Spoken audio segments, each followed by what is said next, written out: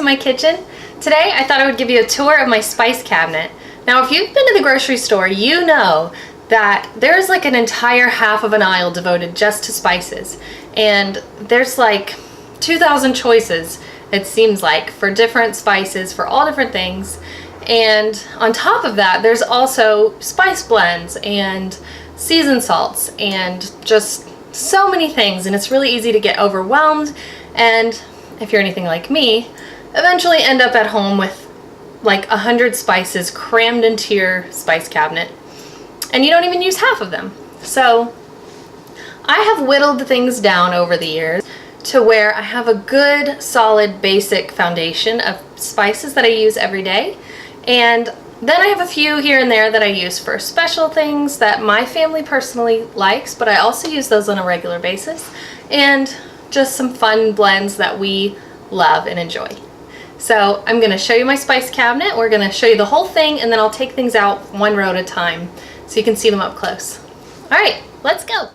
Okay, so right next to my microwave is my spice cabinet.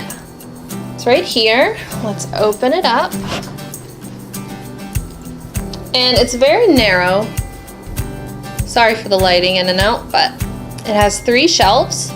And as you can see, they are not very packed in there.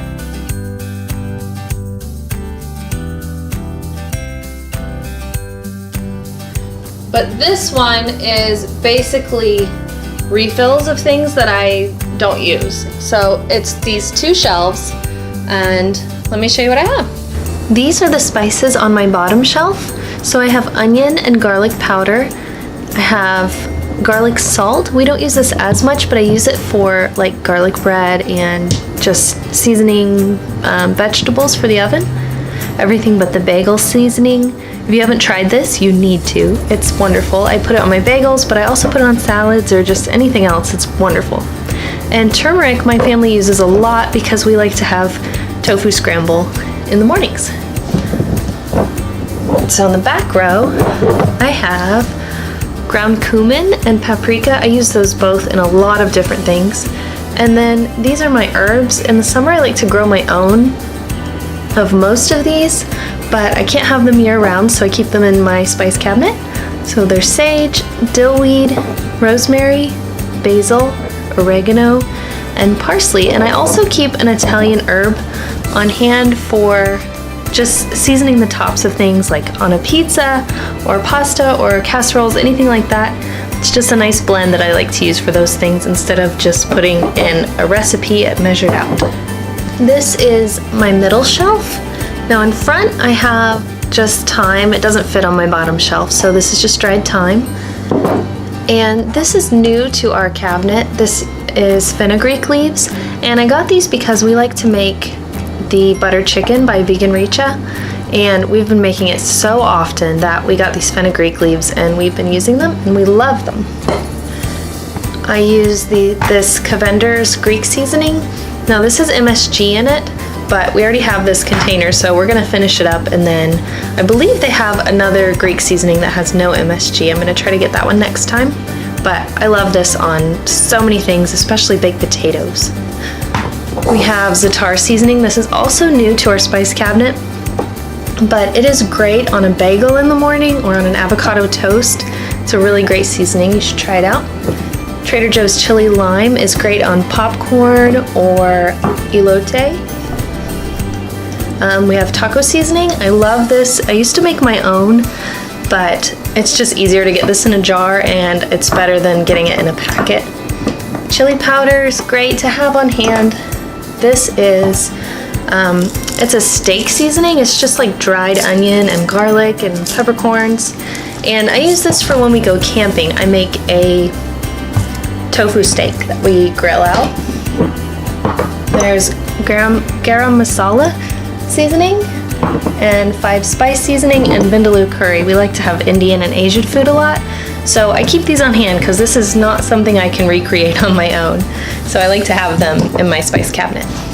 Now this is all I keep on my top shelf. Anything else you saw up there is just refills of things you've already seen, or like extra barbecue sauce or sweet chili sauce that I keep up there to replace when we run out. So we have sesame seed and black sesame seed. I use these for a lot of things, but Sarah's Vegan Kitchen has a baked sesame tofu that is out of this world. We love it. Poppy seeds and this furikake, I think that's how you say it. This rice seasoning, we love this stuff. It's great on sushi, or if you just have some rice in a ball with some of this on top, it's like the best snack ever. So that's all we have on the top shelf. Now, if that seems like too many spices to you, I've put together my top 10 that I would keep in my cabinet if I were only able to have that many. Garlic and onion powder I feel like are so important to have. Like, everyone should have those in their spice cabinet. And then you want your Italian seasonings to make so many dishes. Like, these can go together. Basil, oregano, and parsley I feel like are the most important. Paprika and cumin. Cumin especially for like beans and rice. Lots of great things can be seasoned with cumin. Chili powder for if you're making so many things. Again, like, these are just such great spices to have on hand. And then again, the garam masala and vindaloo curry. That might just be for my family personally, but I couldn't go without those two. So if you don't have the cabinet space, or you're just looking to minimize in a more extreme way, these are the 10 that I would recommend to have on hand. Alright, I hope you all enjoyed. If nothing else, I hope this video inspires you to go to your spice drawer or cabinet, give it a good cleaning, see what you use and don't use, and just consolidate it to things you're going to use on a daily basis. Maybe get rid of those things in the back that you haven't touched in a year. I've done that myself. Anyway, thank you for watching. Give this video a thumbs up, subscribe if you're new, and I'd love to have you stick around. Bye!